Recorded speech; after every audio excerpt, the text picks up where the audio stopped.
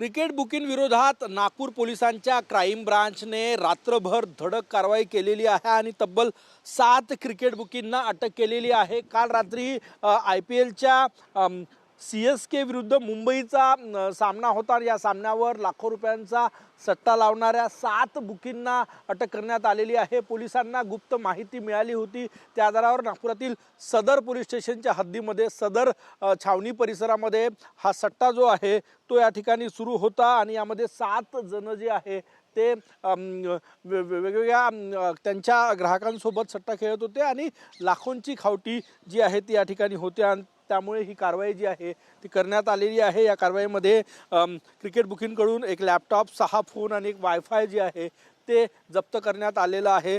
सगळ्यात महत्त्वाचं म्हणजे नागपूरसह विदर्भामध्ये क्रिकेट बुकिंगचं मोठं जाळं आहे आणि याच विरोधात काल रात्रभर नागपूर पोलिसांच्या क्राईम ब्रँचने ही धडक कारवाई केलेली आहे। तब्बल 7 बुकिंगना जे IPLवर सट्टा लावत होते त्या 7 बुकिंगना अटक केलेली आहे। कॅमेरामॅन सचिन सयामसह गजानन उमाटे, TV9 मराठी, नागपूर।